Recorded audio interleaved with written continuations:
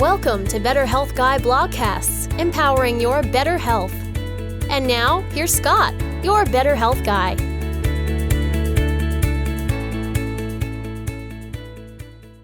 The content of this show is for informational purposes only and is not intended to diagnose, treat, or cure any illness or medical condition. Nothing in today's discussion is meant to serve as medical advice or as information to facilitate self-treatment. As always, please discuss any potential health-related decisions with your own personal medical authority. Hello, everyone, and welcome to episode number 130 of the Better Health Guy blogcast series. Today's guest is Dr. Paul Anderson, and the topic of the show is cancer therapies. Dr. Paul Anderson is a nationally recognized educator and clinician who has decades of experience with cancer and complex chronic illness. As head of the interventional arm of a human trial funded by the U.S. National Institutes of Health, Dr. Anderson oversaw research into integrative therapies for cancer patients. Dr. Anderson was the founder of a number of clinics specializing in the care of people with cancer and chronic illness. He is now focusing his efforts on training other physicians and on writing. He is the co-author of Outside the Box Cancer Therapies with Dr. Mark Stengler, and the anthology Success Breakthroughs with Jack Canfield.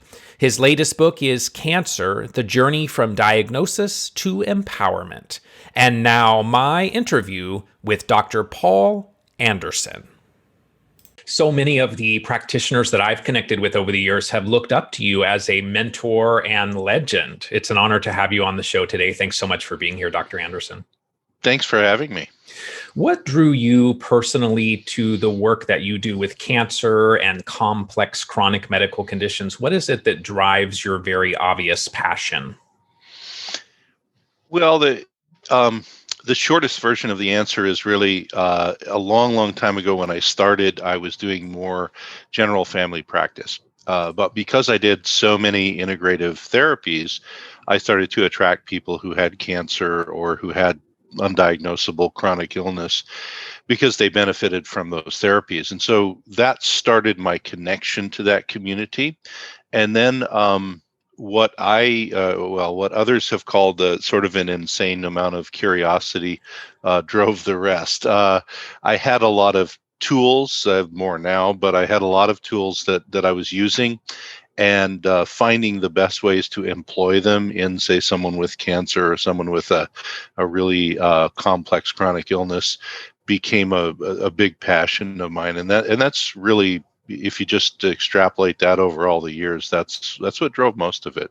Beautiful. Yeah, and it's wonderful that we are all the beneficiary of your interest and passion to learn more.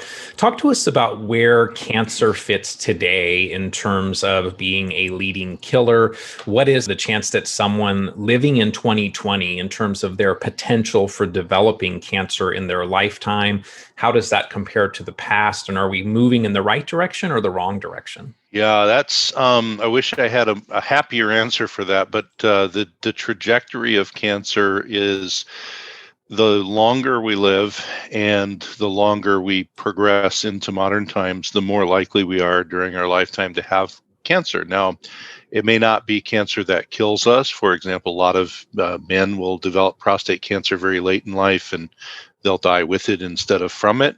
And you have a lot of those examples, but in the main, the problem that I see is even from 20 or 25 years ago, we have an increase in frequency. So somewhere between 1 in 2 and 1 in 3 people will develop cancer during their life. So this is not a minor thing. It's rapidly encroaching on cardiovascular disease as the main killer of Western humans.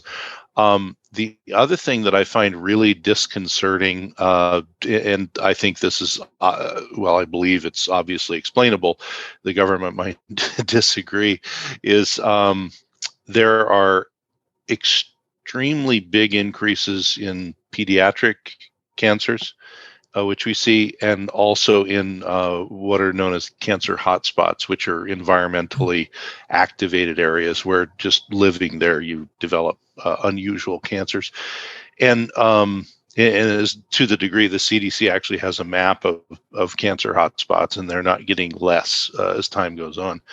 And there is some thought that some of the pediatric cancer increase has to do with environmental factors as well, toxicity and epigenetic triggers and things of that nature. So I think that it's only more of a problem, and it's more of an issue that really is almost nobody it doesn't touch in one way or another.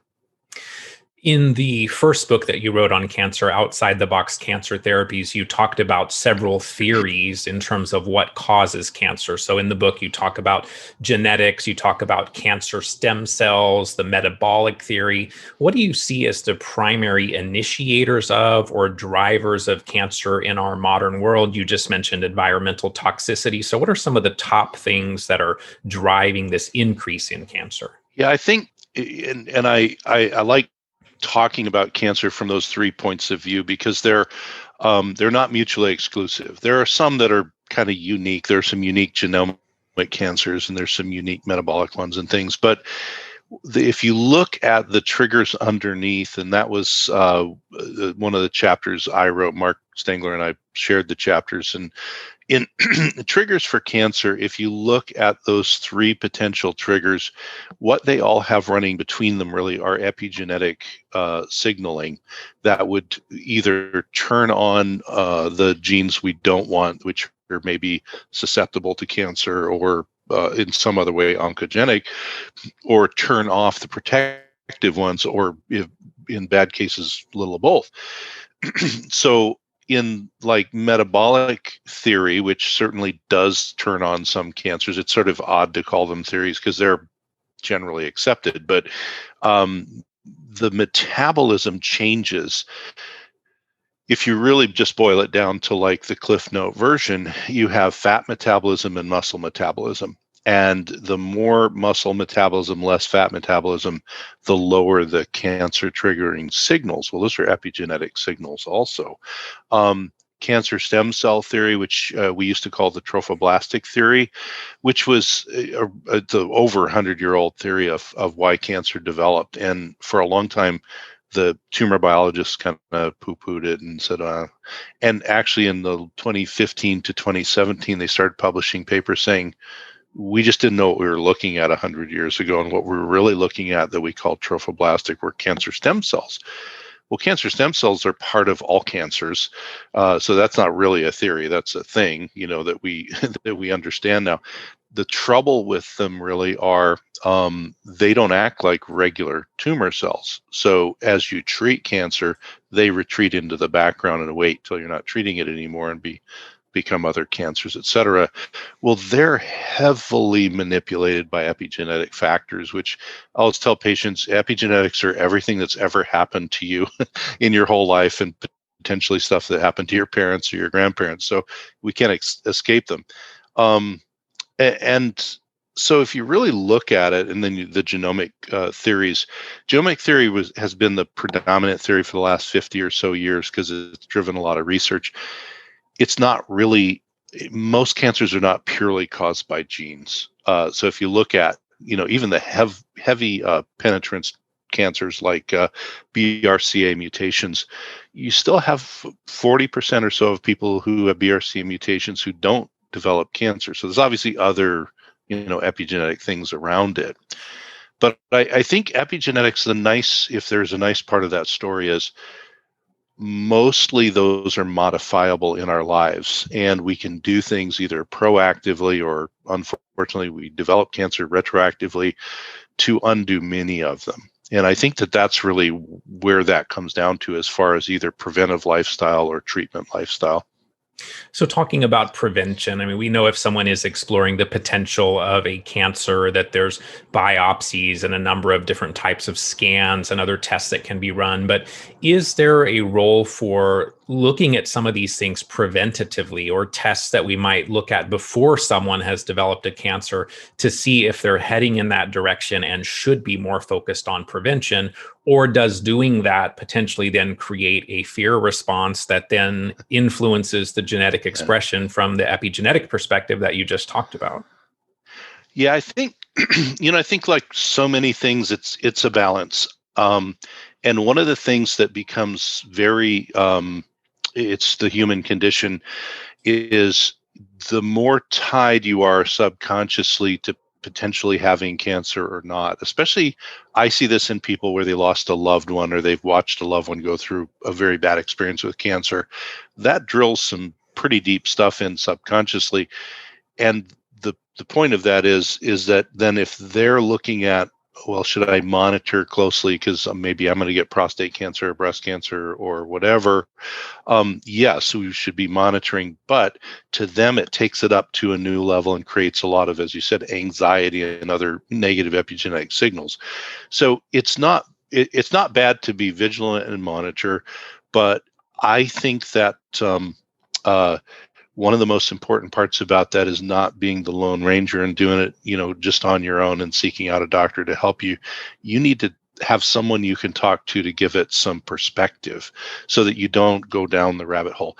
Because the second part of the answer is, unfortunately, we have a lot of technology we didn't have a few years ago for testing for cancer and things, but none of them are perfect. I mean, as far as on the primary prevention end of things, there's a lot of potential for false positives for other reasons. So you go and you do some preventive type tests, and there's literally 100 I could mention, so I'm not picking one because I like it more. I'm just as an example. There are ultra-sensitive measurements for beta HCG, which is what we think of for pregnancy testing. Well, you can get that in a sort of a suite of other tests done and monitor. It's more your metabolic propensity towards cancer or not, and potentially smoldering cancers.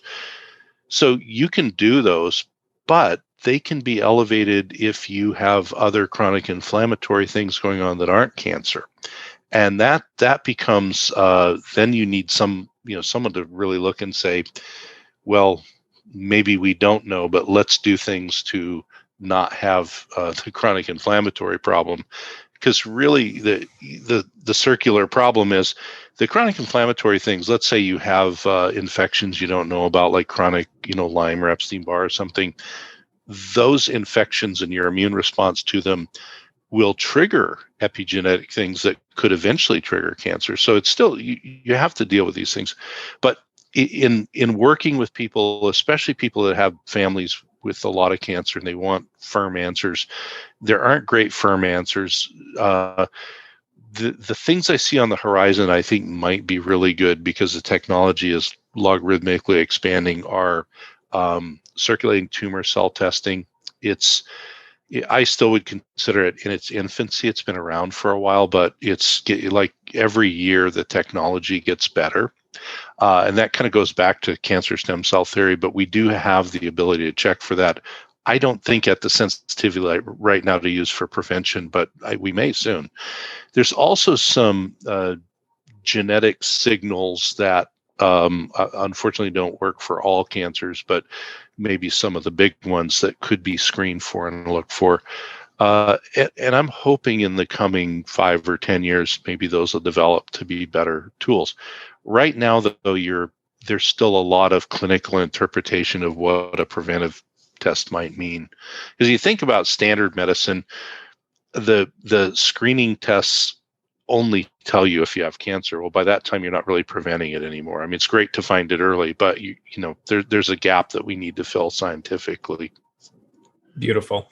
So I want to tie this conversation about cancer into some of the topics that I usually talk about on the podcast, which is Lyme disease and mold illness and neurological conditions and environmental toxicity and so on. And I have a couple of questions here about some of the markers. And you just talked about different markers that we can look at. So Nagalase is one that you talk about in the book for exploring cancer. It's also one that we often see high in people with chronic Lyme disease, for example. Dr. Klinghardt talks about it as an indication of viral and retroviral activation. So how might we differentiate an elevated Nagalase marker in terms of whether or not that is potentially an indicator of cancer or of viral and retroviral activity? Or is it that viral and retroviral activity or burden is potentially playing a role in the genesis of the cancer?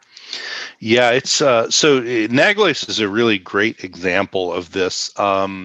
And it's certainly a test that, we do with cancer patients. Sometimes we do it with other patients, as Dr. Klinger talks about.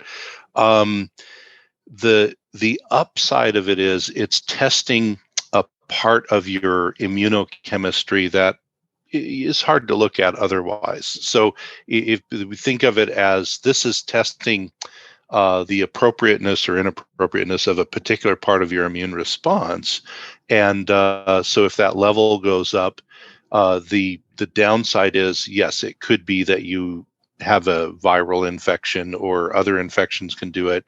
If you just injured yourself, your Nagalase will go up too. So we have to always ask people, have you sprained your ankle recently or anything? If you have if you get the flu and have a fever, it'll go up. So you'd have to be careful when you test it. Other side of it, though, is that part of your immune function, which most people probably have heard of GC-MAF as a treatment, but it's also part of how our immune system functions. Nagalase is related to that part of the immune triggering response. So you could see it could go up for a lot of reasons. I think it's kind of like we said about, say, super sensitive HCG testing and other stuff. If we already have a cancer patient and part of our focus is on increasing GC-MAF activity, so there's ways to do that without giving GC-MAF, and there's also ways to do it with giving it. But let's say that's part of it. It's a great test to follow to see if we're, are we winning or losing on that front. In respect as a screening tool, it's a bit more like ultrasensitive beta HCG, where you have to clinically interpret it and say, yeah, we already know you have this chronic infectious problem, maybe some chronic mold problems, other chronic issues. Let's clean them up. If it improves, it's probably not cancer. If we clean those up and get working on them and it's staying high and there's no new injuries or other things, then our index of suspicion that your infectious things or mold or whatever have derailed your immunity so much that there might be a cancer brewing. And that's a great time to be, very obviously work up to find any cancers, but a lot of times you don't. That's a great time to get after the cancer cell triggers and get the immune system back online so it can do its job. So yeah, it's a great tool, but it requires some interpretation because so many things could make it go up. So I think the next one will possibly be a similar response, and that is TGF Beta 1 or transforming growth factor beta 1. We also use that in the biotoxin and mold illness realm as well from Dr. Richie Shoemaker's work. So how might we differentiate an elevated TGF Beta 1 in cancer versus mold illness? And then just extending into that conversation of mold illness, what role might mold exposure and mycotoxins play in the development of cancer? Yeah. I think the easier part of the answer really is it's pretty much the same logic as the Nagalase answer, because there are these signaling molecules or other things that we can test that are either a piece of metabolism in the immune system or a normal part of our growth and cell cycling that gets over or underamped because of illness. We can test those things, but they're somewhat of a bystander to a bigger process. And so the base answer of, well, it definitely could be cancer, so we have to be vigilant, but where there's smoke, there's fire. So if there's a lot of mold exposure, or if there's a lot of, chronic infectious things and mold or toxins, let's figure those out first when there's no overt cancer. But I think that and it's interesting. We just finished a big conference where our focus was on mold and other immunomodulators, negative immunomodulators. And one of the things that we brought out in some of the clinical material was if you have somebody who has biotoxin exposure, mold exposure, clean that up first, if at all possible, because it is so deranging to the rest of their immune system that take for example, most humans have some resident chronic infections that don't bother them because their immune system's, on par. You take that person, put them in a moldy environment, and every latent infection they have will just blow up because it's a problem. And this is one of the things we see with and we all learned this the hard way, really. But you treat someone's chronic Epstein-Barr, their Lyme co-infections, or you name it. If they're in a moldy environment or they have other toxins that are derailing the immune system, they'll just treat forever because the immune system never comes up and kind of meets its match. Same happens with cancer, unfortunately. The derangement that mold creates in the immune system and immune function has so many direct crossovers with cancer triggering that it's like the last thing you want to have going on long term in your body. And it seems, and you probably talk to a lot more people generally than I do about this, but it seems like, at least in the community of medicine that I'm involved in, people are much more aware of mycotoxin and biotoxin illness than they were 10 years ago, and and that's a good thing. I think that's a really big positive. I would say that's probably because you hang with some really cool, up-to-date people. I don't know, in conventional medicine in general, I would say the mold illness issue is still constantly invalidated and overlooked. Yeah, true. Okay. If we take that toxicity perspective further, moving away a little from mycotoxins, and we look at things like heavy metals and chemicals, pesticides like glyphosate, for example, or other environmental toxicants, do they play a role in the development of cancer? And it sounds like to some extent they do. And could we then say that a daily practice of detoxification minimizes our long-term chances of experiencing a cancer in our lifetime? Yeah, 100%. It's just the short answer. And here's the way that I usually kind of try and language it to a patient. You take something like mycotoxins that have this very global sort of effect on immunity that's not good. Then you get into the world of chemicals and say, persistent organic chemical pollutants and metals and things, and they all may globally affect things, but they tend to more derange very specific pathways as they go along.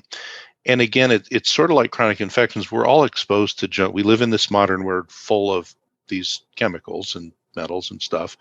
We're all exposed. But people who start down the slippery slope of getting ill, it's like throwing more gasoline on a fire that's little. It's just going to get bigger.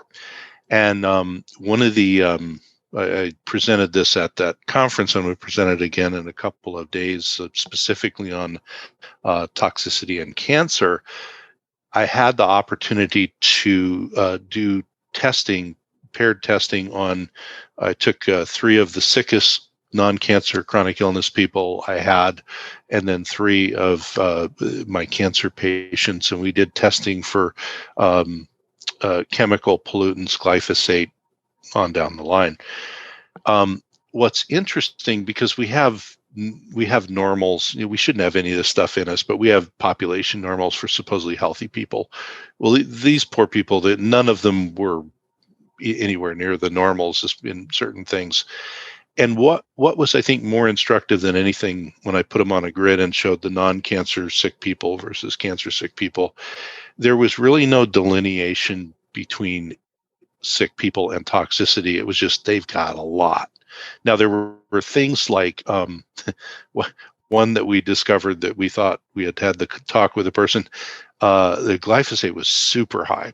And we said, geez, is it some sneaky food, whatever, or, called them up, and they said, oh no, I use Roundup on my, weeds or whatever. And I was like, how did that sneak through? But it was, this is a very ill person. It was like, no, don't do that anymore. But the other thing that we see, and this goes back to your genetic and epigenetic signatures, which you can have 2 people look the same, but their biology is different. in these people, the other thing we started to notice, if you look especially at like organic acids and other indicators of how your detox is doing, and we had genomics on some of them just plain have slow elimination pathways. So they get exposed the same amount of a chemical you do, and it takes them 10 times longer to get rid of it.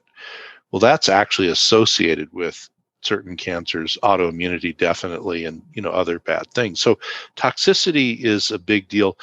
We tend to hear a lot more about metal toxicity. There's no good toxic metals either, but there's a lot more chemicals we're exposed to. And part of that's because the testing is just now sort of getting up to speed to find the chemicals without biopsies and stuff.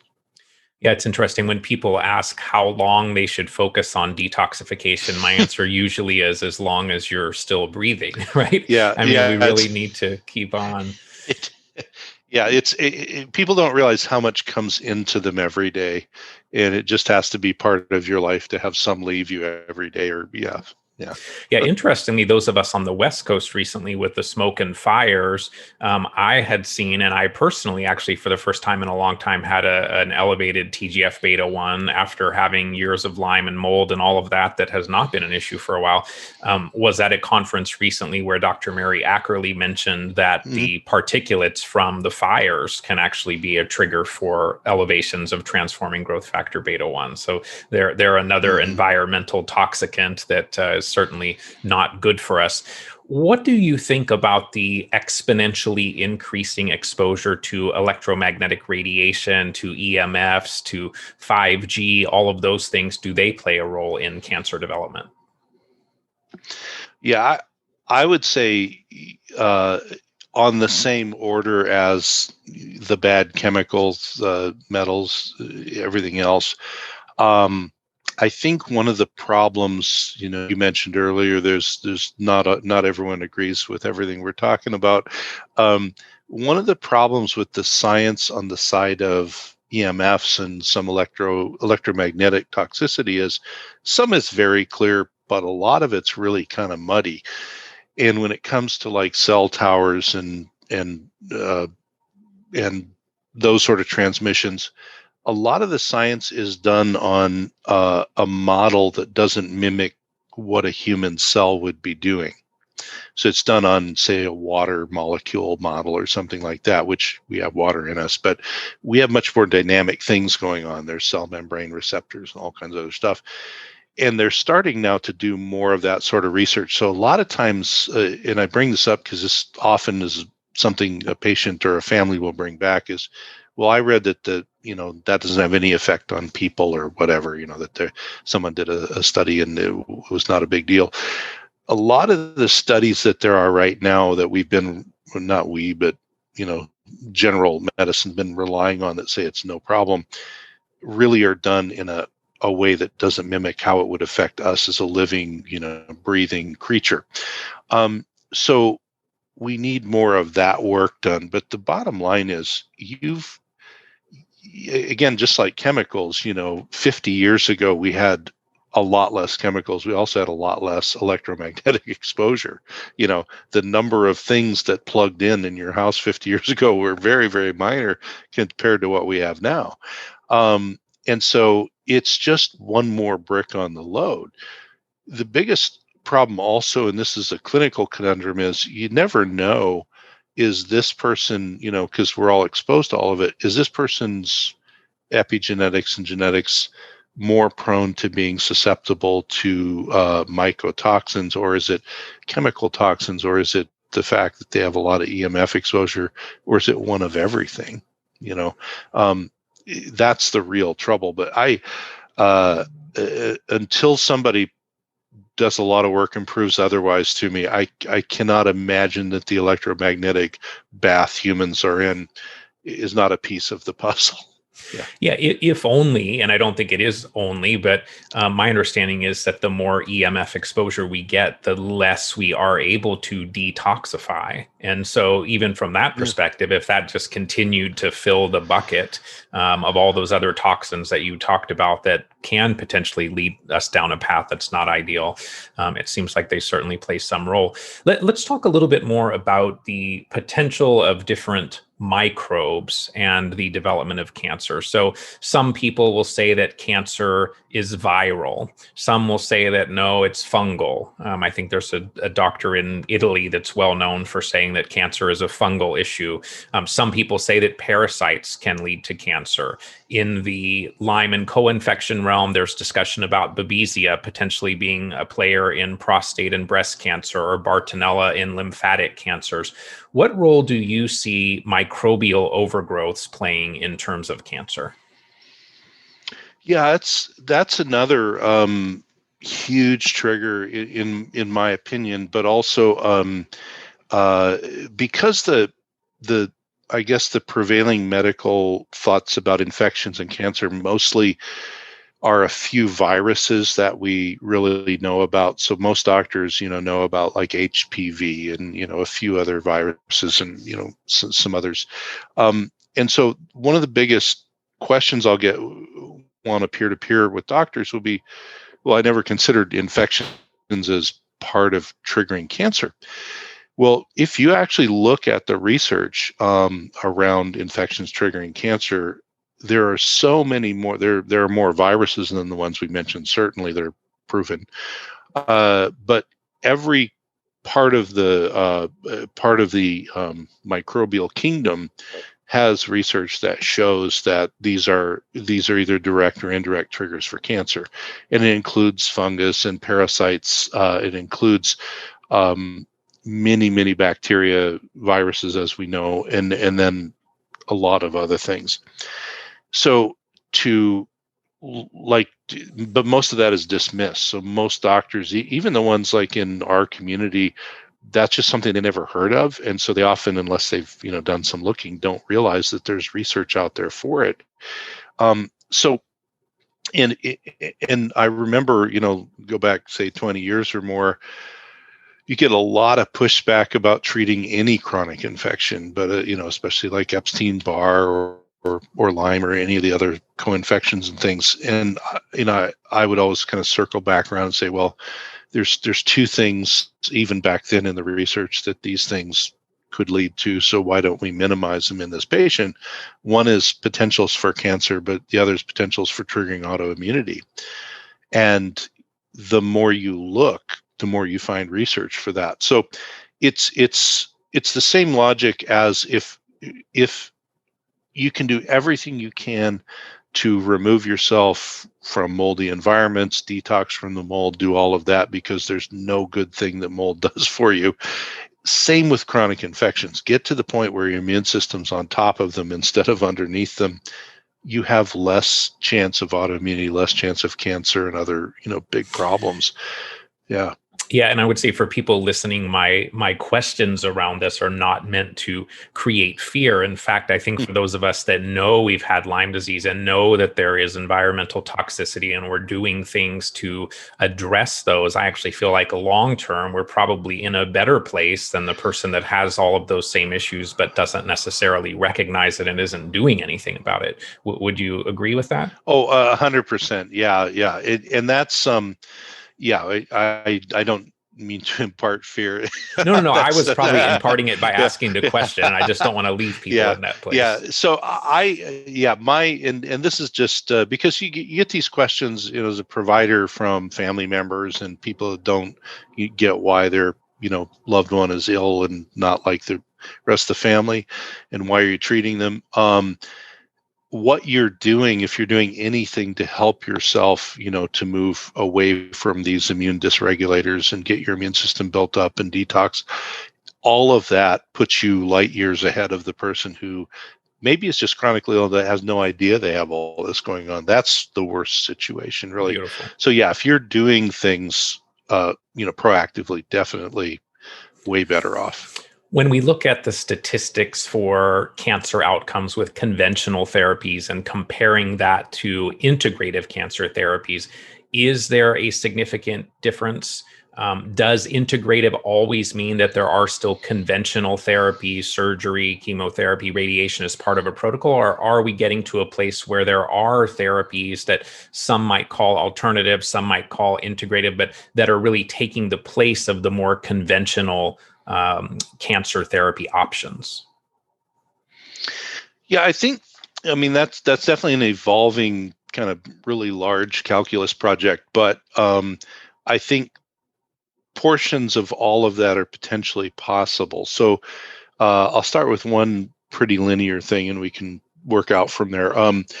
The NIH study that I was involved in, where I ran the interventional part, meaning we did IV therapy and other stuff, but it was a big study for integrative oncology. So we had acupuncture, and we had nutrition, and we had mind body, and we had everything. I just happened to be on the interventional part. I truly believe we got that money originally from the NIH because nobody thought we would prove that we helped anything at all. Okay. And the whole setup of the study was we were part of a very large university-based system, the standard oncology system. And two things happened with that. One is if you came to our program, did integrative oncology, and you were a 50-year-old breast cancer patient, stage 4, you were matched with a 50-year-old breast cancer patient who was not doing integrative oncology work. So we matched them and followed.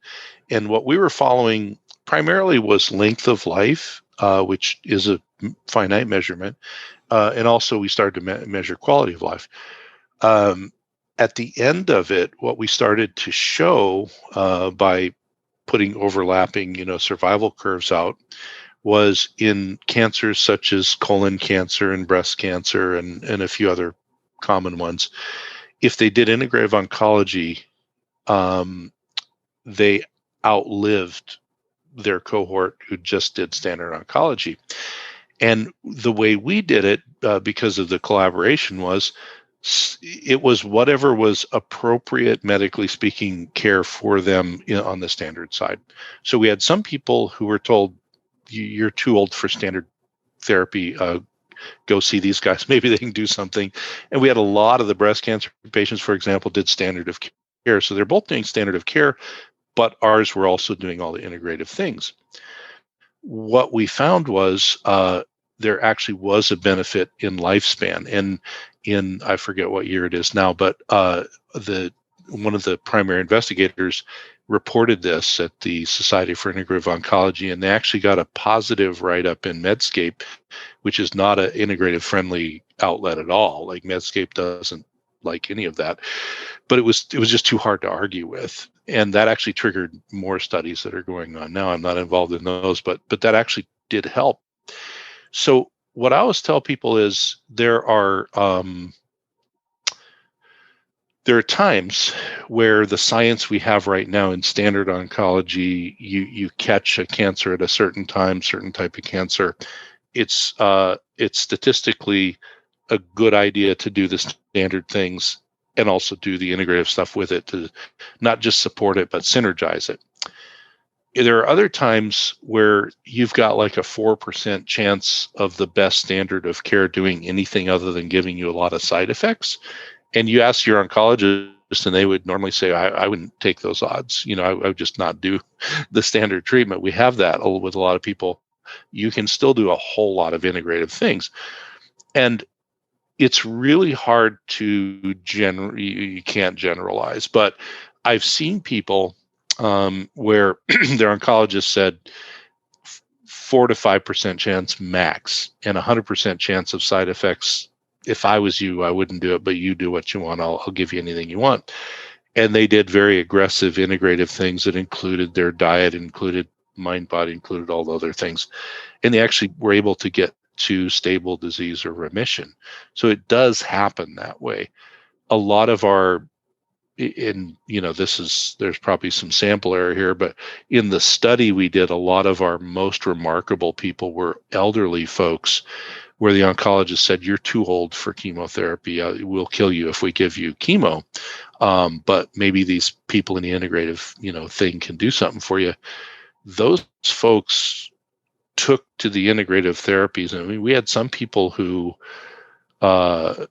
were 85 when diagnosed, told they wouldn't make 86 and died at 95. I mean, some pretty remarkable things. Now, there's confounding things like if you live to be 85 before you get cancer, you're probably pretty darn healthy to start with. There's a lot of other things that go on. But I think it's important for people to know that it's not an all or nothing or linear answer. There's always things integrative oncology can do, regardless of what you're doing on the standard side, a lot or a little, to not just help you feel better, which is certainly a wonderful thing, but also to make the therapies work. But if I could just say one thing about it, because it's such a, like, people are just now this is getting into the minds of some people. Cancer stem cells are generally emboldened by standard cancer therapies. This is in our first book, the Outside the Box one. And to my knowledge, we're the first book to publish it. It's published in a lot of studies, but it's like the dark secret of tumor biology. They don't want that getting out. But radiation and standard chemo make you more likely to have cancer later because it makes your cancer stem cells stronger. And this is not like one weird paper. This is like hardcore tumor biology.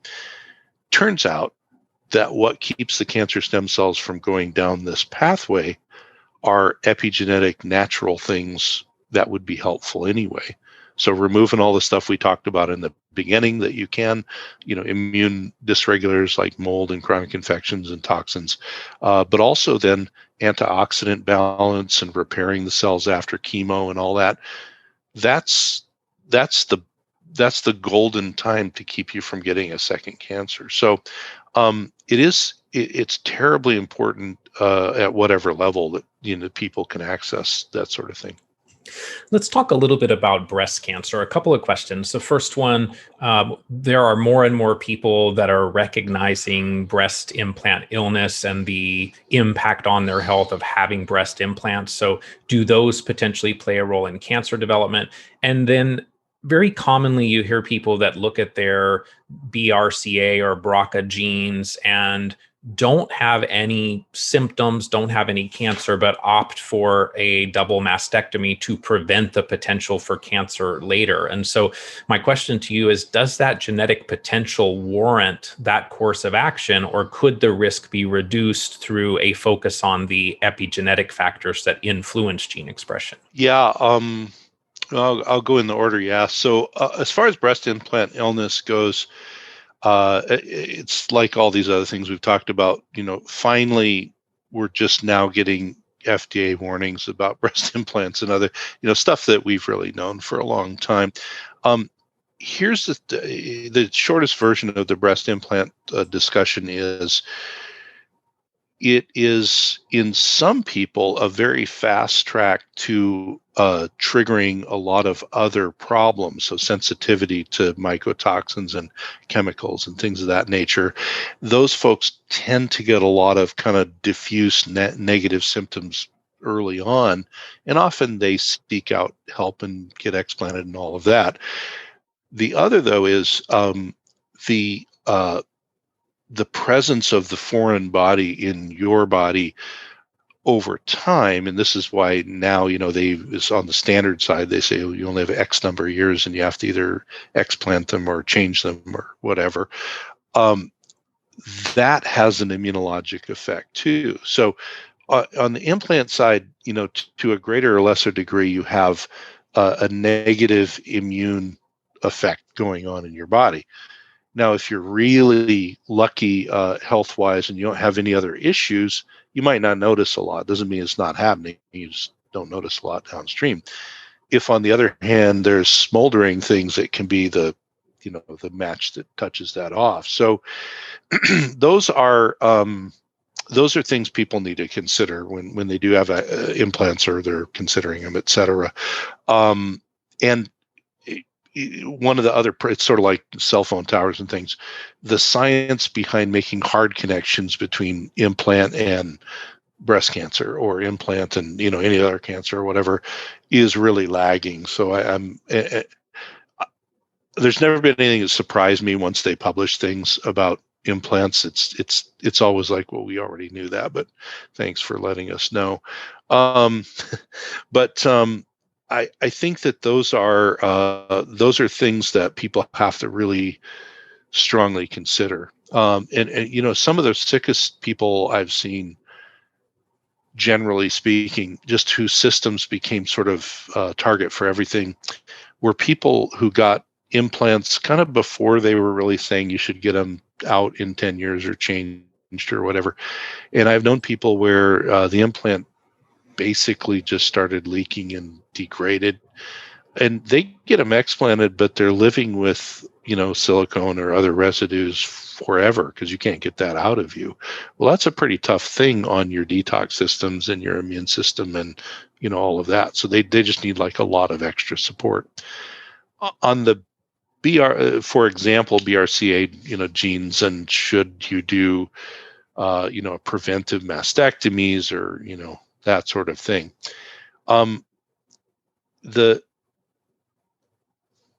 It's easier to talk about this theoretically, because let's say, for example, you tell somebody, well, you just do all this other stuff and the BRCA may not be a problem.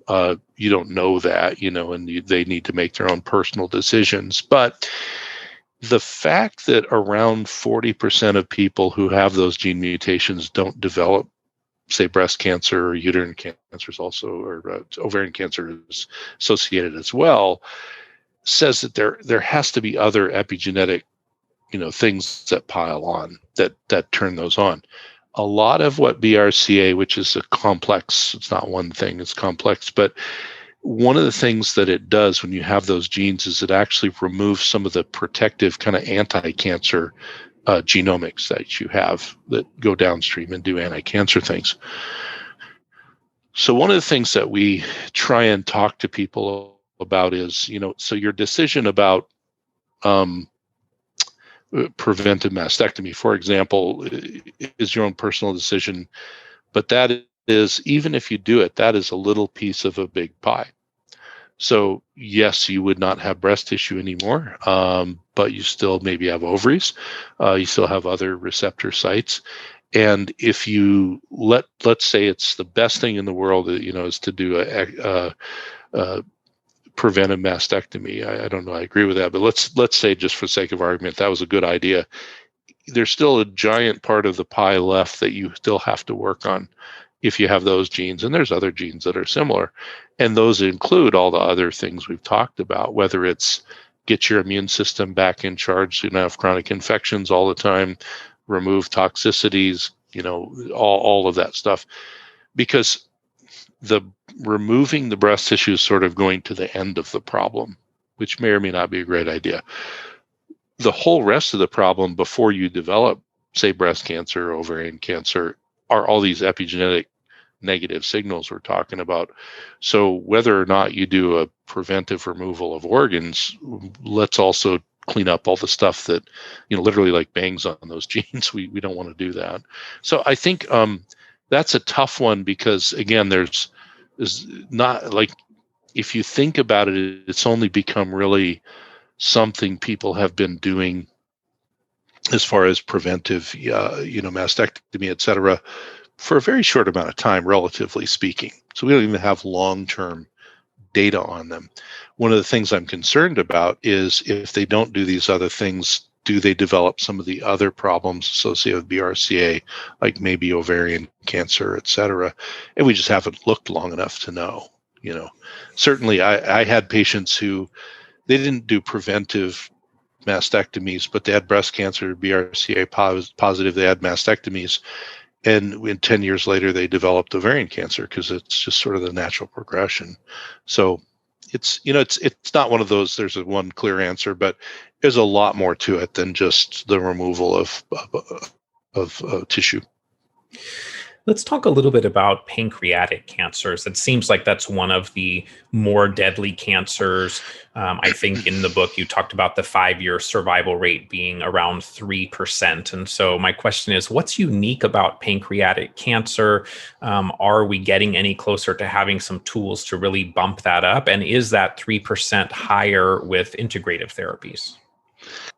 Yeah, I think that pancreatic cancer and to some degree ovarian cancer kind of have the same pattern.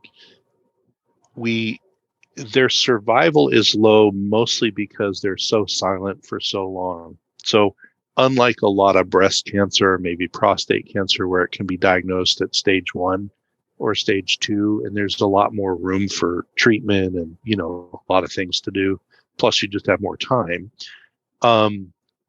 Pancreatic cancer tends to not give you any troubles and just sit there and get more and more entrenched, gain better cancer stem cells, and metastasize. And often it's not till it starts to metastasize that you notice you even have anything wrong. So if breast cancer was the same way, where nobody noticed anything till it was stage 4 metastatic, it would have a real low survival rate too. It's same logic. But one of the things that we've seen, and you always, like, agnostic of how cancer is treated or whatever, we always hope for, like, whoever develops it, whatever part of medicine, the least toxic, most effective cancer treatment is always the goal somewhere in the future. So I would love it if there was some pancreatic cancer therapies that actually worked when you get to stage 4. In standard oncology, if you come in with a stage 3 or 4 pancreatic cancer, your oncologist probably will tell you we can get to around 5 or 6% max potential effect from the therapies we have now, because it's a cancer that there's not a lot of great answers. And this is anecdotal, and I need to say that out loud, but I have seen a number of cases in the group of doctors I work with who do integrative oncology, where the patient then comes to somebody like myself or one of my colleagues and says, okay, for 4 or 5% outcome and all the negatives of the chemo regimen, my doctor and I agreed it's just, I'm not going to bother, with that. These people make, often because they have no other option, they make very aggressive changes in everything, especially their diet. And when I talk about diet, yes, it's about, macros and all that stuff. But the first thing we talk about with diet really are 2 things that are universal beyond what you eat. The first one is intermittent fasting, which we can talk about later because it's so good. And then the second is paired with it, which is cleaning up all the junk out of your diet. So all of the sources of chemicals and other toxic junk and all that, because there's no point in eating a therapeutic diet if it's full of chemicals that you don't need. So these people will do that. Well, we've had a number of people literally with stage 3 or 4 pancreatic cancer, very low probability for standard therapy to work, don't do it, where they get into either stable disease or actual remission. And their oncologists are happy and surprised and happy, that it happens. But those are people who get really motivated because they're facing a potentially fatal illness, and they really get involved in my impression of pancreatic cancer at any stage, but especially the later stage 3 and 4. What we've seen over time, because going back 20 plus, 25 plus years, we tried a lot of different things over time with pancreatic cancer, and a lot of it just sort of bounced off because it's a nasty cancer. It's kind of like ovarian. And what we've seen is the metabolically focused cancer treatments really match up in a positive way with pancreatic cancer. Partly probably because the pancreas is involved in most of our metabolism with sugar and insulin and things, but also I think it that kind of gets the attention of the immune system in the cancer, and you make a lot of inroads. So with pancreatic cancer, there's always, of course, cases that just are going to go the way they're going to go. But if people actually make enough of those changes and kind of work with doctors who are really good with metabolic therapies, including diet, but also external metabolic therapies, that's, if I was diagnosed tomorrow, it's exactly what I would do, because that's the thing I've seen work. And I've never met one of the people. I mean, your cancer doesn't go away, but if you can become stable or in remission, or even no evidence of disease, harder to achieve at stage 4. But if you have remission or you're stable, I've never seen anyone be unhappy with that because you've got more time, more quality, et cetera. Absolutely.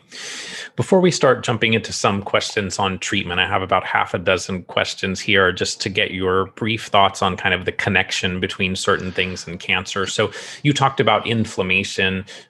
Is reducing inflammation one of the ideas that is important in an integrative cancer therapy approach? Yeah, I think short answer is yes. One of the problems in the modern world that we have is we think of inflammation as bad universally. It's not. We have to have some, or our immune system wouldn't work. So it's like we need a little bit. It's like yin and yang. The problem is the modern world we live in is so toxic. Our diet is so weird, and everything, that we're always on the upswing of inflammation for the most part. So yeah, it's something we need to bring to a normal level. You can't just go and suppress all inflammation because then you suppress immune function. So yeah, it's about balance. But if you consider, like, as opposed to a person 100 years ago, our baseline inflammatory index is probably a lot higher. So we really just need to bring it to whatever humans are supposed to have. Yeah. There is a long-standing debate on whether or not bioidentical hormone replacement therapy reduces or increases risk of cancer. What are your thoughts? Yeah, that's a that's a really long answer, but I'll give the short answer. I have some colleagues who that's all they do, and they practice in areas where it's highly likely you lose your license if you do a lot of things wrong. And they're very scientific and they're very into the research. So thankfully, these type of people exist, and they've done like a lot of research. One of the things that surprises people is that if you look at all-cause mortality in women, you have large percentages, 30+% lower death rates with hormone replacement than without. Okay, it's not like 2 or 3%. It's a third plus of people. So of women. So if you look at that as, and this is before 60 years old, you start and all that stuff. If you then take that and just the survival statistics, and then you refine the therapy so that you're giving, even before we knew all of this, what made biological sense to me was we're going to do the closest to human types of hormones we can with you. We're going to not overdose you. We're going to dose you to where you need to be to kind of keep processes running. And then we're going to pair that with the ability of your body to eliminate the breakdown products of the hormones. And so these studies about all this extra, length of life just by doing hormone replacement, they weren't that sensitive. They weren't doing all this fun stuff for people. So from what I've seen clinically from those data, if you improve the process of doing bioidentical type hormones, supporting their detox and dosing them to appropriate levels as opposed to just, swinging it for the bleachers, which was sort of the early idea with HRT. I never saw any of those patients have increased amounts of cancer, and it makes sense in some cases that might even be somewhat prevented, because one of the things that we often don't think about is reproductive hormones, which are what we're talking about right now, have a huge effect downstream on our immune function. And if they get really out of balance, they can be so pro-inflammatory that they're the same risk as, any of the bad stuff we talked about in the first part of the program.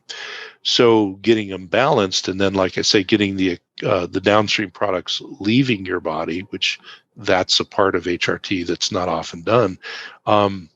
That sort of, it gives you the good part, takes away the potential negative, which are the metabolites.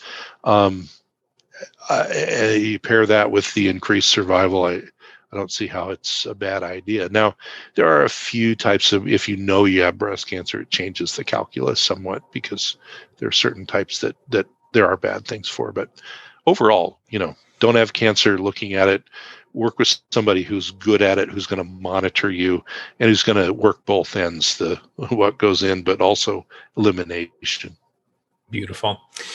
A lot of times when we have conditions that have chronic inflammation, maybe even some autoimmune tendencies, conventional medicine tends to jump to steroids or some of the biologic medications that are kind of suppressing or turning off aspects of the immune system. And so is that a potential contributor then to future cancer if we're dampening back that immune response?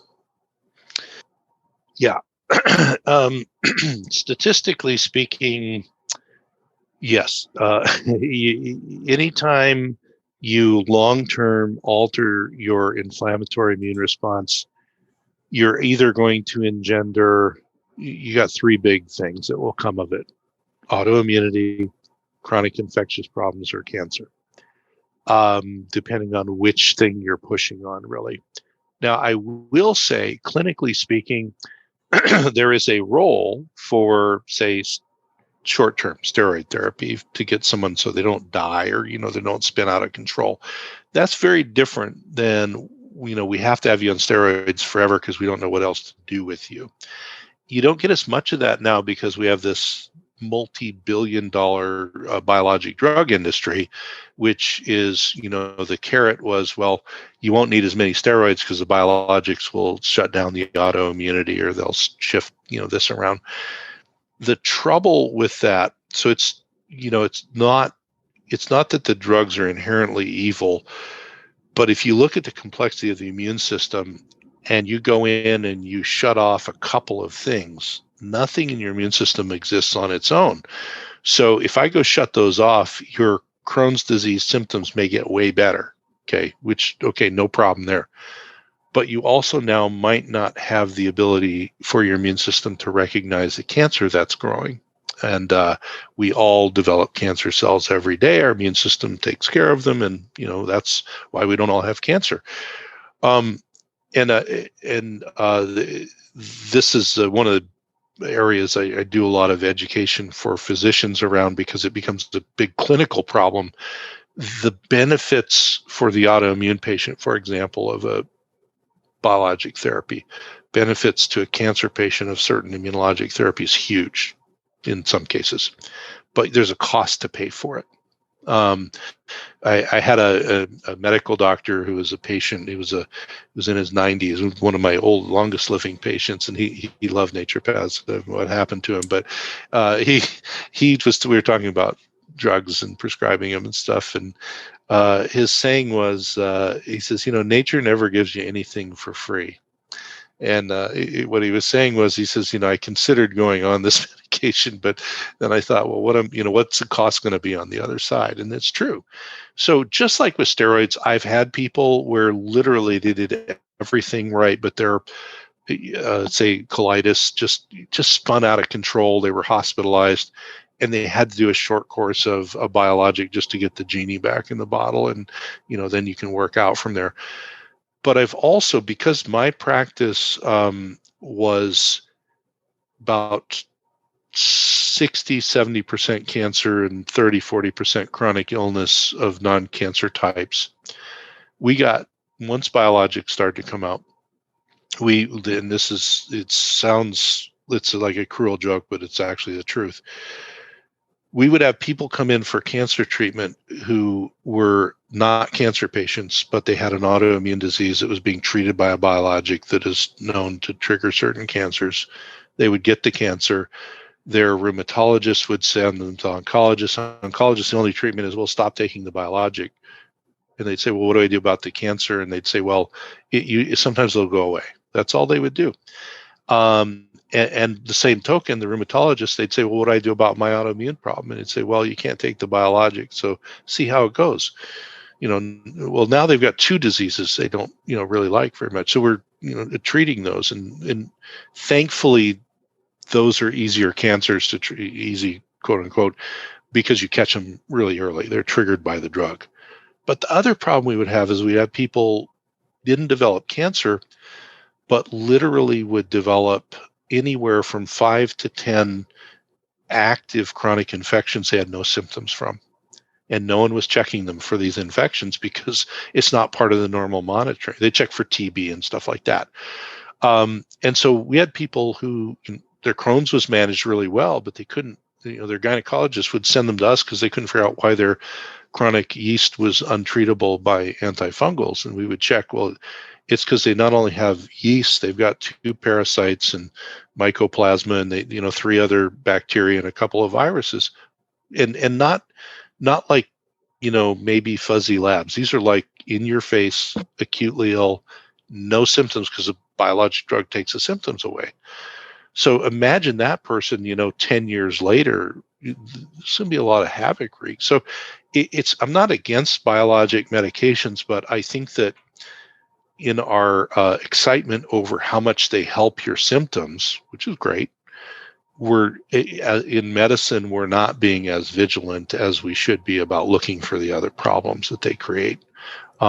So yeah, it's biologics they're like taking steroids to a whole new level as far as immune modulation, and maybe not a great way sometimes.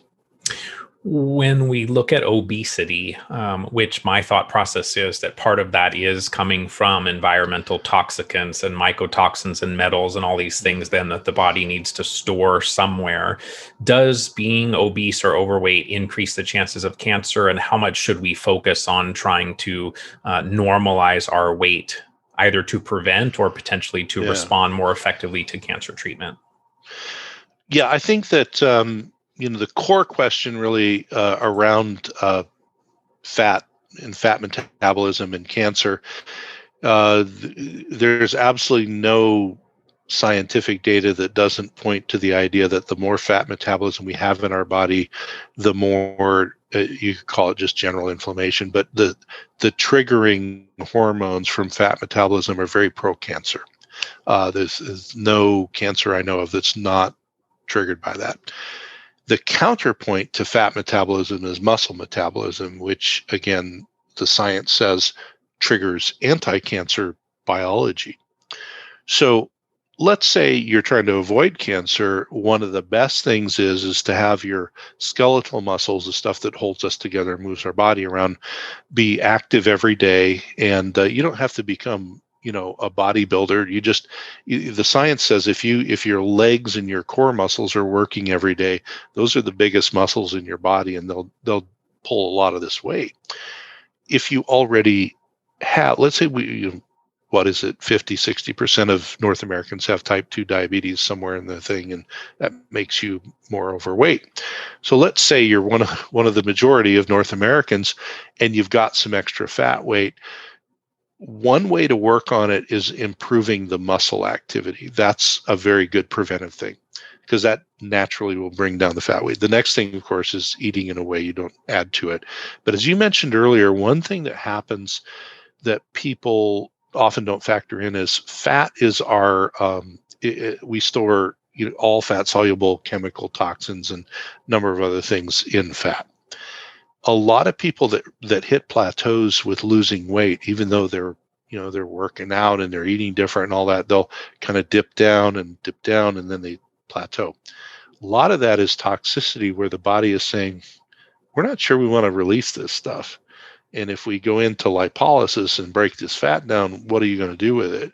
So a lot of that, it's very similar to the hormone replacement, is you got to have sort of the elimination part kind of covered. So, having people doing saunas or sweats is very useful. Supporting all the phases of detox is very useful. And some people I've actually seen where they did specific, say, chelation for metals and chemical detox, very specific stuff, they would just start to lose weight again. Because, again, the body felt like, well, the toxic burden's down, we can dump some more out. The converse of that, though, is you'll see people that, they've dropped 50 pounds and now they're getting these weird symptoms, and you check them for chemical toxins. They're just like they've liberated all this chemistry that they have to eliminate. So it's as long as you take care of both sides of the equation, less fat is always better, more muscle activity. And, you have to, like, clinically speaking, especially you're looking at someone who has cancer, they don't feel great. they're overweight and they'll say, well, gosh, I don't even feel like walking, and you have to start where you start.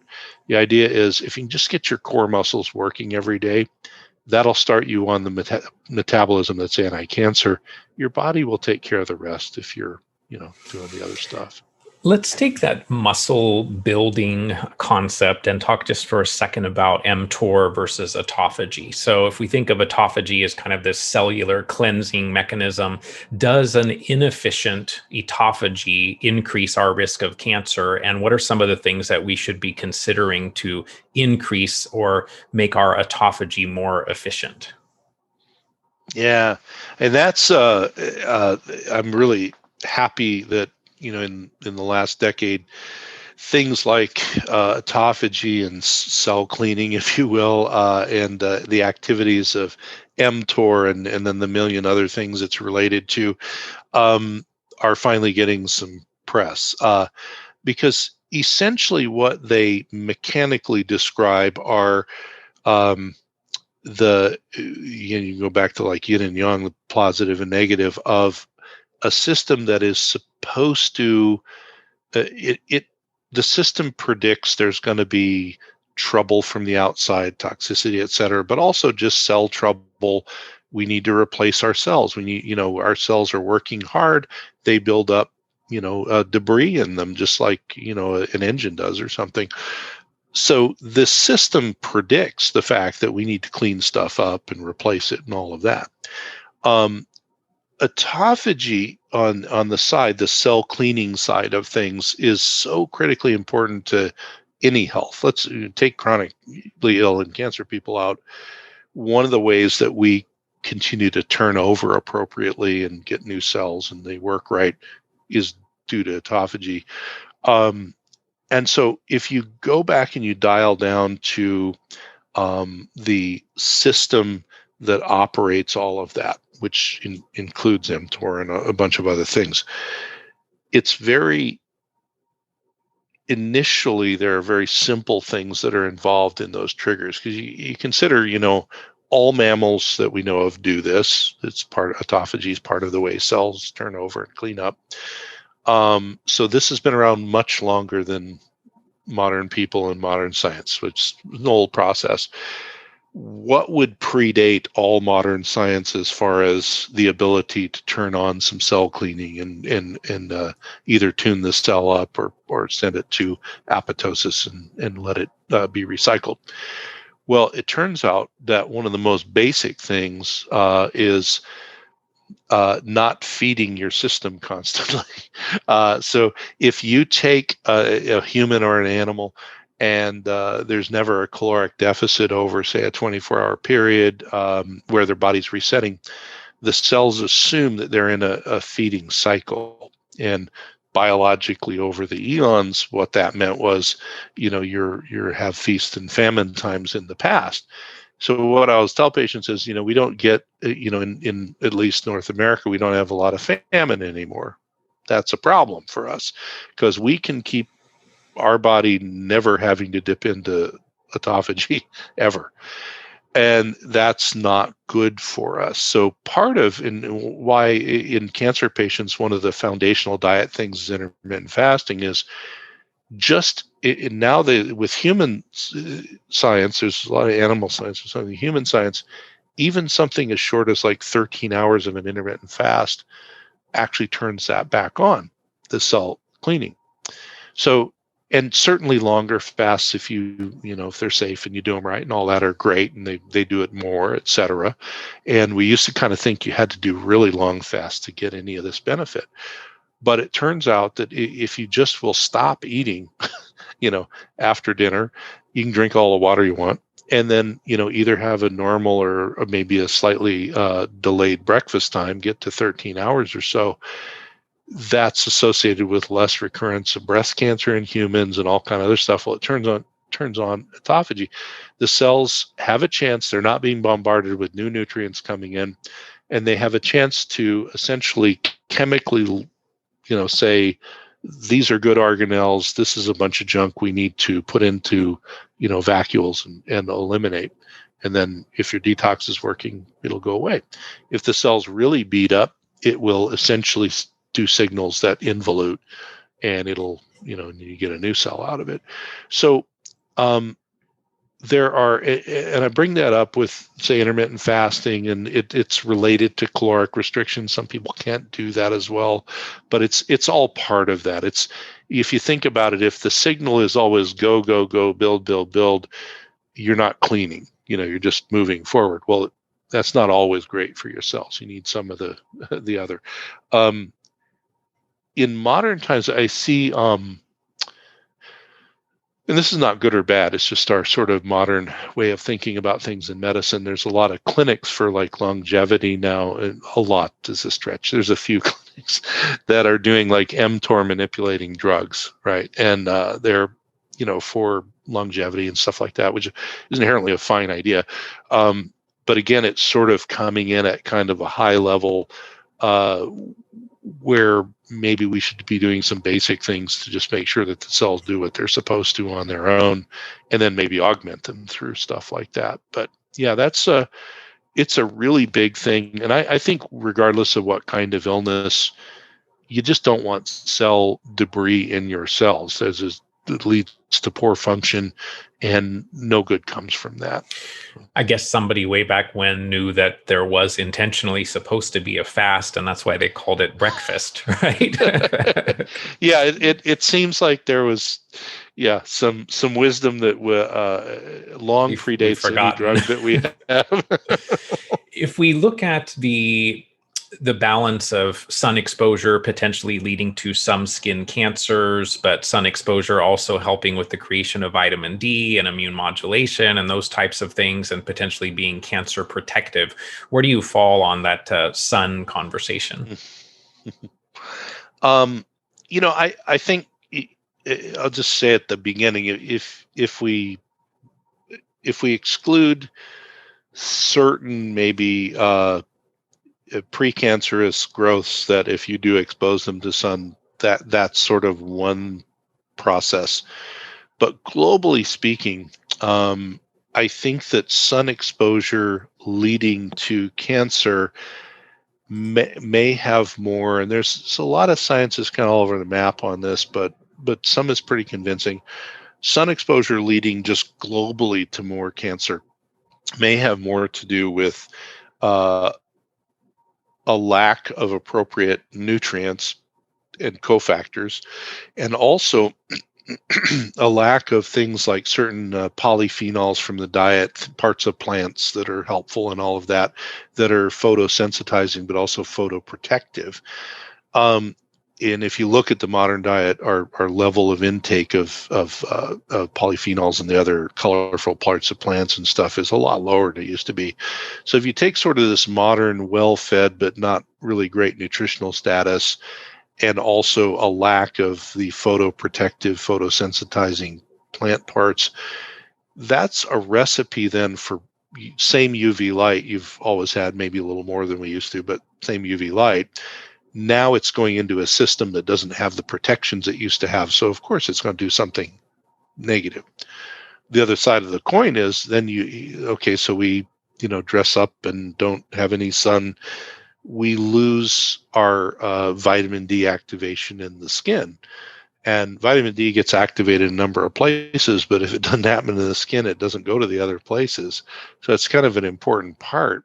So I think it really goes back to, with the exception of someone who's got a precancerous thing going on, what's in that person's blood that are cofactors for immune function, but also, like I say, the plant parts that are going to be photoprotective and also photosensitizing at the same time.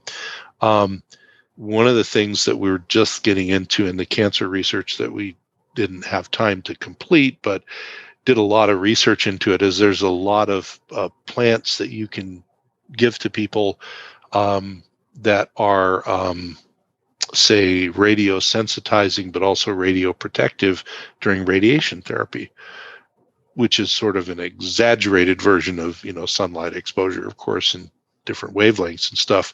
But it's the same with a lot of things that we ought to be eating from the plant kingdom, that you look at the average North American intake, it's not there. So I really think it's a lack of the stuff that used to be there in us more than the sun suddenly becoming evil, and doing So things. in the rest of the time that we have together, I want to get some of your high-level thoughts on treatment. We're not going to get into all the great information that's in the book, so I absolutely refer people to the book for more information. But one of the things that I commonly hear people in the more conventional realm say is that people should not be doing anything natural. They should not be on supplements. They shouldn't take vitamin C or this or that or whatever, because it may minimize the effect of their chemotherapy, of their radiation. Are there certain cases where natural options will potentially negate the more conventional therapies, or is that just someone who doesn't understand the natural options and thus that's their position on it? Yeah, I think, and this is a huge, obviously very deep well. This is something that, because in the NIH research we were paired with a very straight-laced cancer institution, these were questions I had to answer constantly. And here's the big picture. There's a few instances where something natural might slow a standard chemo down or a standard therapy or something like that. There are a few that are known. If you take them, though, they literally are less than 1% of all of the science that's known about natural things and standard chemo radiation and stuff. And most of the science, say, around vitamin C, this is a big thing we were using both orally and IV. They were always afraid of that, like it was going to somehow just stop the chemotherapy from working. With the exception of one timing issue and just timing issue. All of the chemotherapy agents where there are studies looking at vitamin C with the chemotherapy in some way or another are positive, meaning that there's a synergy. It actually helps out. And in some of the more modern studies where they're now actually looking at taking people getting a chemo regimen, given vitamin C IVs like we were doing, but tracking the chemo and all that, they're seeing synergy. So it was always enlightening to the oncologist. I would send them the research and say, actually, your chemo and vitamin C only have synergistic effect based on the science. And they would say, gee, I didn't even know there was any science. They were sort of just operating off, well, vitamin C must be bad, right?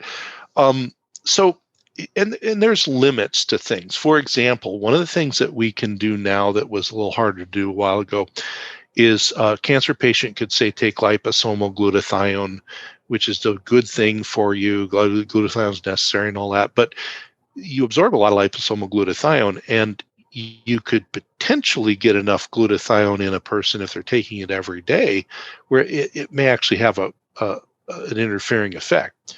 If you're just getting some glutathione once a week to kind of fill the tank, not an issue, right? So there's some reason to it. But what I've seen, because I've seen cycles of do and don't do and all that from oncology, is now we're in sort of an upswing of they're telling people don't even eat blueberries or any antioxidant foods or whatever during your radiation. And I'll just preface this to say that this is my opinion based on a lot of patient interaction and looking at the science. That's an insane idea. There's just no reason for it other than radiation oncology has dug its heels in and said we are antioxidant, and it's not going to be good for you. Now, like I say, you don't want to be just going crazy and having all kinds of stuff going in, but things, if you think about how potent and the way that most cancer treatments work in the standard side, you're not going to shift them a whole lot with most natural substances done correctly. And the new targeted therapies, all of the research that I can find to date, which of course there's not that much because they're newer, shows that natural things can be very synergistic with them. And this is, you want someone who knows about this to work with, but there's a lot of, let's say for every 1% or 2% of not synergy, there's 98% synergy. So it's a frustrating conversation. In cancer, Is it more important to boost the immune system or to modulate it? And I'm thinking, in the realm of Lyme disease, for example, you constantly hear people say, oh, I need to take something to boost my immune system. But the reality is they may have an autoimmune condition or component to their Lyme disease, and thus they really need more immune modulation. So is the issue when we're looking at cancer, is it a weakened immune response or a dysregulated immune response? Yeah, I think, I mean, just as with chronic infections, there's a time for actual stimulation of immunity and all of that, which I consider to be more part of like active treatment that you're really closely monitoring and modulating. During cancer therapy, depending on whatever treatments you're having, uh, autoimmunity and cancer, although from different points of view, are more dysregulations or missing parts of immune function rather than it was just slow. One exception, which is notable, is you have something like, say, mold that's an actual immunosuppressant. That might be, that's one time where you have an external immunosuppressant, not great. Same as with some biologic drugs. But most of the time, if you're not in an active, what we would euphemistically call like kill cycle, where you're really going after tumor cells, or you're really going after infections, or maybe all of the above, the rest of the time you want to bring things back to a balance so they have the energy to rise when they need to, and also the substrate to go down when they need to. Most chronic Lyme patients, all mold patients, most cancer patients, either one side or both of that equation is dysregulated. So it either just keeps going up or it never goes up. And so then you don't get it. So it's more about regulation.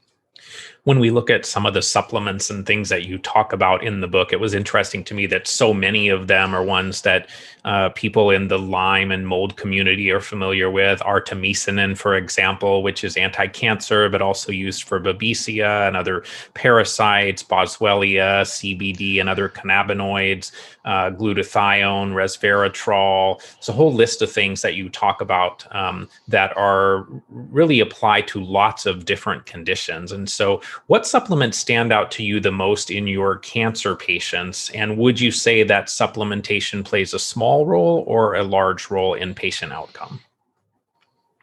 Yeah, I think supplementation is a big pillar in patient treatment and outcome. What I always tell people is the foundation of the pillars is the basics, dietary stuff, the muscle metabolism versus fat metabolism, and then the neuro-emotional mind-body connection. Those are like your foundations, but the pillars sit on top of them.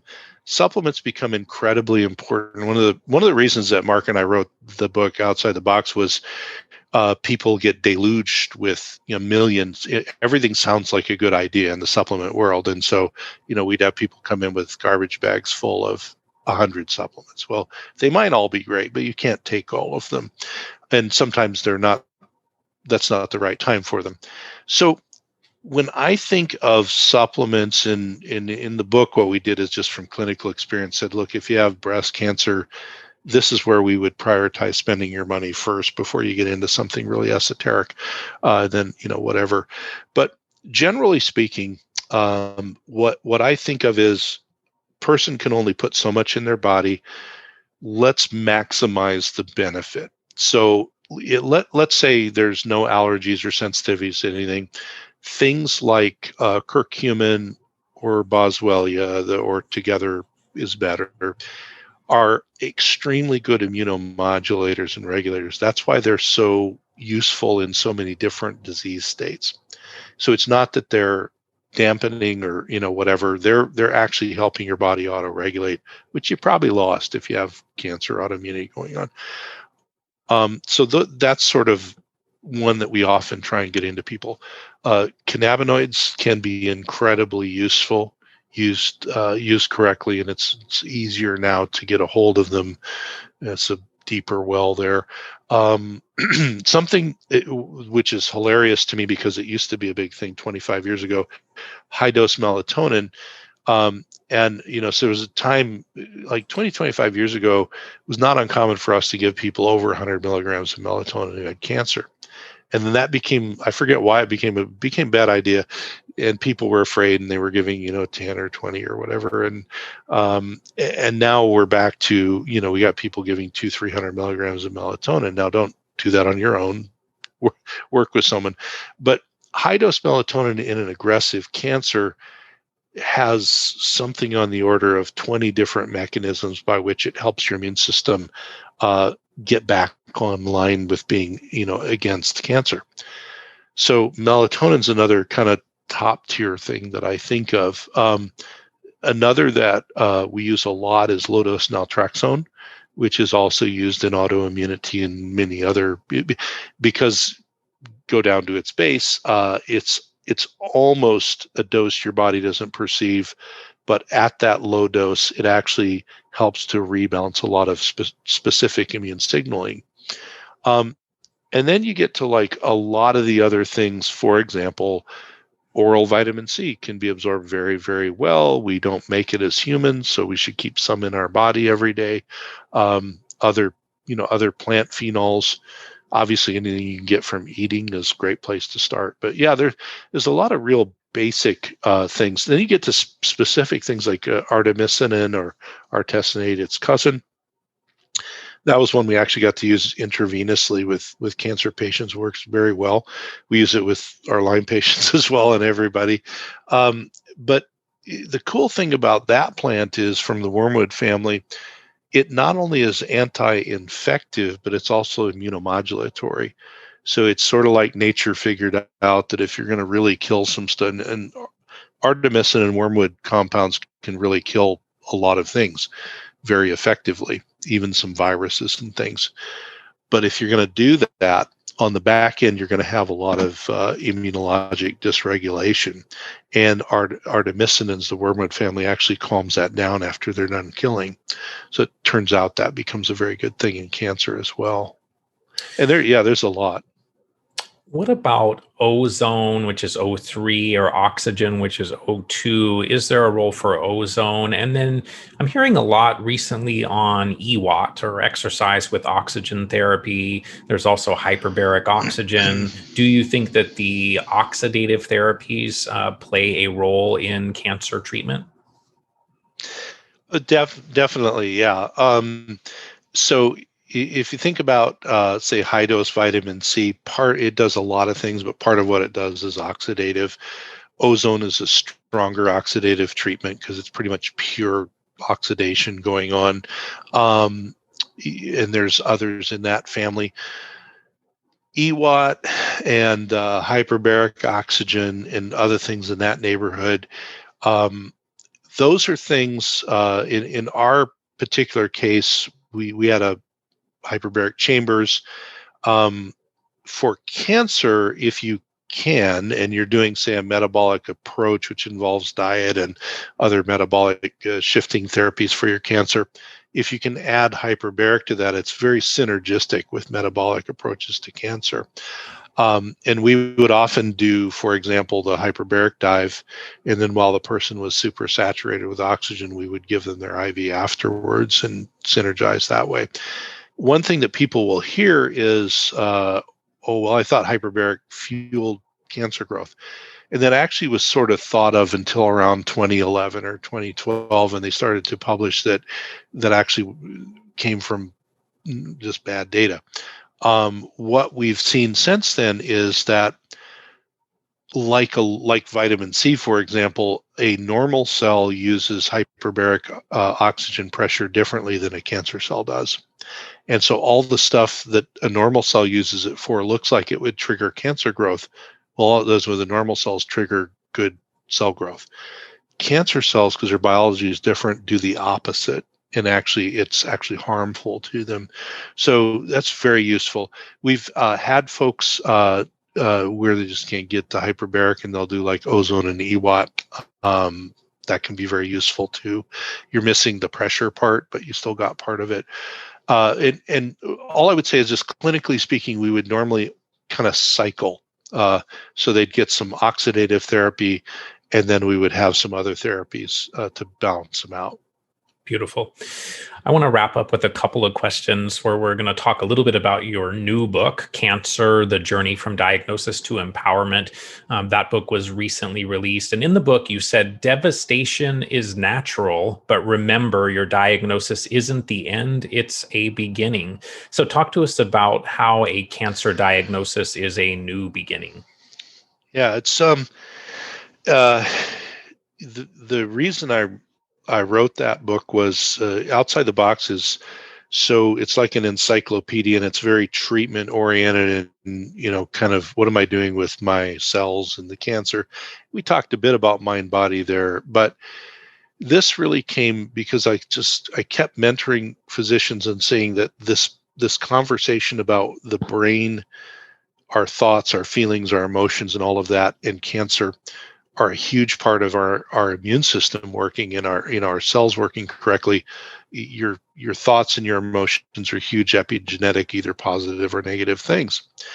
And so what the premise is once you're diagnosed with cancer, it is completely okay and normal that you have whatever reaction you have to it. And there's a variety of those things. The people I saw over the years who got past the initial response and moved towards being empowered, meaning not meaning I don't have cancer, but meaning I'm in charge of myself every day. I'm in charge of, I may not physically feel too hot today, but I don't have to let that run how I feel mentally and emotionally and, in all other ways. And so you have your diagnosis of cancer, or your loved one does. You can't change that part. Okay, we can not want it to be there, but the reality is it's there.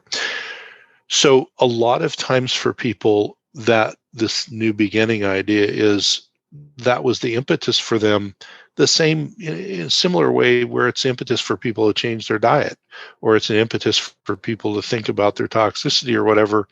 No time like the present to start.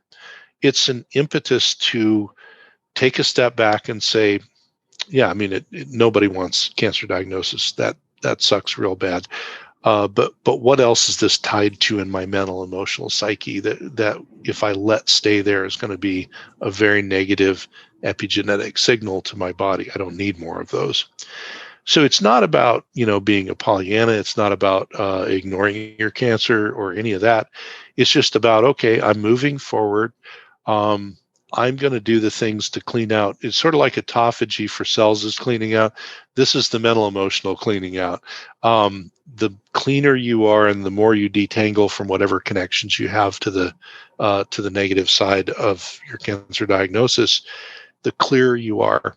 And we bring up some research in there, and I certainly see it clinically.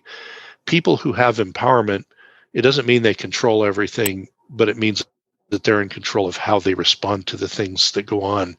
They generally live certainly much better quality of life. Often they live longer, and their cancer treatments work better. And even their pain management is easier, all sorts of stuff. So that's really it. The book is there's a story that runs through it that's about two different patients who handled this very differently. And then the rest is it's an easy read, and it's just if you're stuck here, here's some ideas to get to the next step. Here's where the next step is, and here's how to move forward. And then there's a lot of resources. Beautiful. Yeah, I mean, in my own journey with Lyme disease and mold illness, I, from the beginning, thought that killing infections was first and detoxing was probably second. And then mental, emotional, I didn't give a lot of credence to many years ago. Now I actually think that's first. And then the detoxification piece, and then the microbial piece actually becomes pretty simple if you do all those other things, right? So one of the things that you talk about in the new book is the idea that self-care can be perceived as selfish, but that when our sole mission is to combat an invasive disease, self-care is never selfish. So tell us about that. And is self-care really ever selfish? Yeah, I think big picture, I think self-care is actually never selfish, because this is the only place we have to live. And if we're abusing it in any way, we're abusing it. Not doing self-care is part of that. The reason I made, it's a big chunk of a chapter is we are socialized, and for some good reasons probably, and some bad reasons, to consider others first, and not just think of ourselves, and all of that. And there's nothing wrong with that, but that gets sort of extended into, well, rather than thinking about my health or taking care of myself or whatever, I'm going to put all my energy into taking care of these people or my business, or you fill in the blank. There's a million things we can do. Most people, as you said, with non-cancer chronic illness, come to this realization also, which is, I put all the effort over here. This body I live in became a target for whatever it might be, in the case of the book, cancer, or it could be chronic illness. And now I've really got a lot to wind back in. And the issue we run into with that is there's guilt about doing self-care, for many, many people, because it's like, well, I haven't really put a lot of effort into this. Now it feels weird for me to actually try and help myself.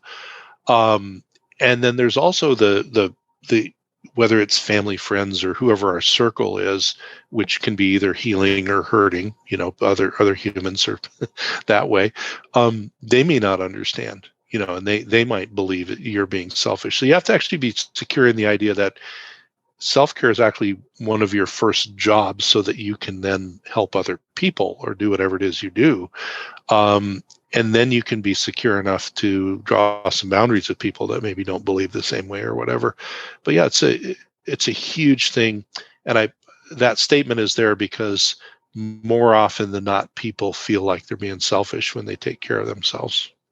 I think that is probably one of the biggest lessons that I personally and many people get from a chronic illness, is that we maybe weren't prioritizing ourselves, and that we need to do that in order to really heal and have a transformative experience. So yeah, I think that's beautiful.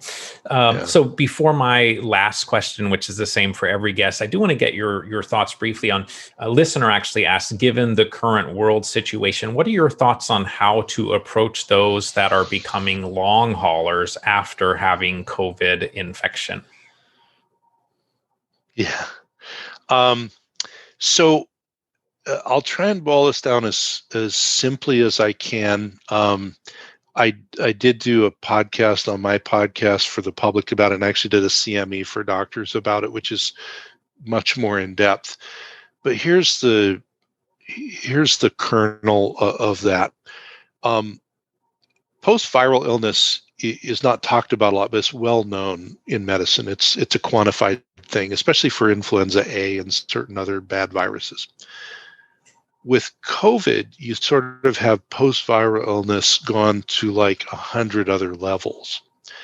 And the problem that we're seeing, well, one problem is statistics are totally unreliable right now for anything around COVID, basically. That's not controversial, actually. That's just the way it is. But one of the problems is you have people who ought to be sick for a long time who are sick for 2 or 3 weeks, and they're better. And, they're 60 years old with poor blood sugar control, and they ought to, be really bad off. Great, they're fine. And then I've got, people I know who are 35 and did everything right and took all the nutrients, and they still need oxygen, periodically 6 months later.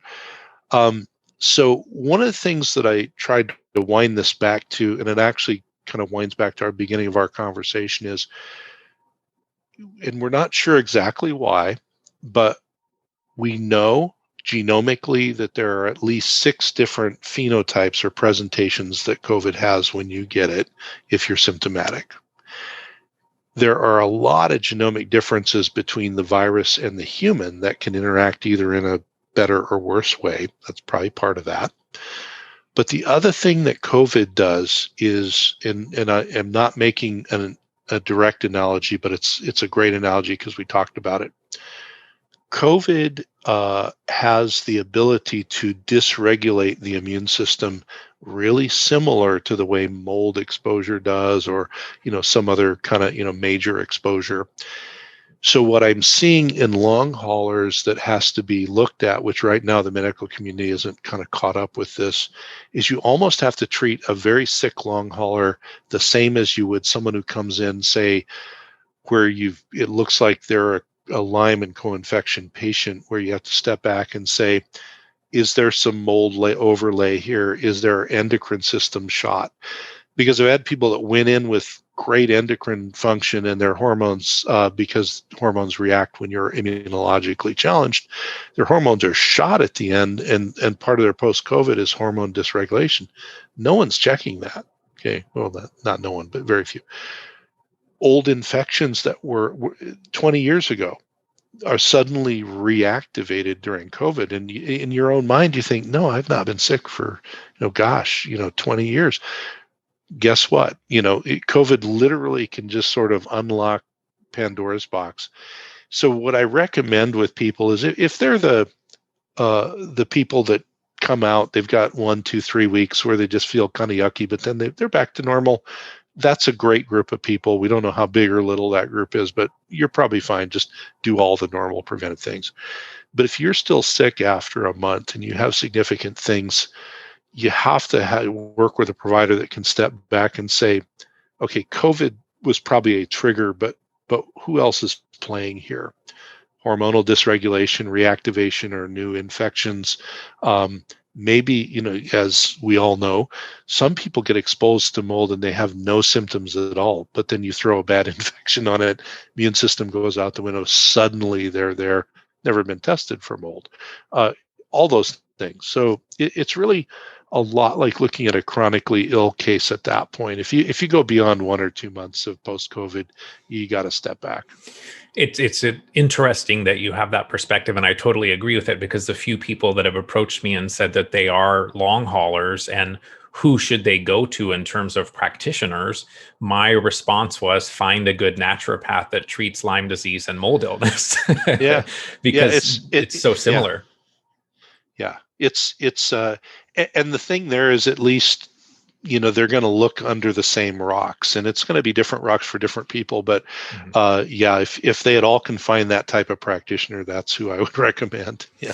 So my last question is the same for every guest, and that is, what are some of the key things that you personally do on a daily basis in support of your own health, and how do you prioritize self-care? Yeah. So one of the reasons I wrote about self-care in the book so much was I was really horrible at it. I had all those notions that I should take care of everyone else and forget me and all that, and I have a really strong constitution, so the first 40 or 45 years of my life that worked out all right, but then after 50 and your body starts getting back at you. So one of the things that I've done is actually made it a focus of my mental practice of centering and everything, that self-care isn't an add-on that I do. It's something that you can't pour from an empty cup, as the saying goes. So it's, I need to be alive to help other people. So I actually physically write down the things that I need to focus on that week. Now, sometimes I really do practice what I preach with concern to the moving the core muscles and that sort of thing. That's huge for me. Some weeks I do a lot more I kind of have this interesting combination of I do intellectual learning, mind stimulation, and then mindfulness meditation stuff. It feels like it's, you jumble it up and different stuff comes out. So the mind body stuff becomes very important. Dietary things and intermittent fasting are very core. And a lot of it for me, though, because I was not a natural self-care person, are literally reminding myself constantly that it's not that I don't know these things are important. It's that for me today, it's important that I do these things. And that's actually one of the biggest things that has helped. And then, of course, there's, little logistical things. I have a pill organizer for my supplements that I take, so I remember to do it. I can see whether I took them or not, and like that increases your compliance quite a ways. All of those things. And then something I was really horrible at that I'm still working on is just not doing stuff, but actually not doing something and just maybe going out and enjoying walking through the trees, or, just being present. And that's not just a form of self-care, but that helps everyone around you, because it kind of brings your vibration down to a really good place. Beautiful. This has been such a fun conversation. I know we didn't even begin to get into the details of these two books, so I encourage people to go check out Outside the Box Cancer Therapies, that's co-authored by Dr. Mark Stengler and Dr. Paul Anderson, and also the new book that Dr. Anderson just wrote, Cancer, The Journey from Diagnosis to Empowerment. This whole conversation was just so fun for me. I really value and respect your curiosity, your passion. I know the ripple effect that you have in teaching other practitioners and how many patients that ends up helping. And so I just want to thank you and honor you for the amazing work that you do in the world and for the lives that you touch, and just really appreciate you so much, Dr. Anderson. So thank you. Thank you so much. This was a lot of fun. To learn more about today's guest, follow Dr. A online. That's DRA online, Dr. A online on Instagram, or Dr. A online, that's DR.A space online, Dr. A online on Facebook. Thanks for listening to today's episode. If you're enjoying the show, please leave a positive rating or review, which will help the show reach a broader audience. To follow me on Facebook, Instagram, or Twitter, you can find me there as Better Health Guy. To support the show, please visit betterhealthguy.com/donate. And to be added to my newsletter, please visit betterhealthguy.com/newsletters. This and other shows can be found on YouTube, Apple Podcasts, Google Podcasts, Stitcher, and Spotify. Thanks for listening to this Better Health Guy blogcast with Scott, your Better Health Guy. To check out additional shows and learn more about Scott's personal journey to better health, please visit betterhealthguy.com.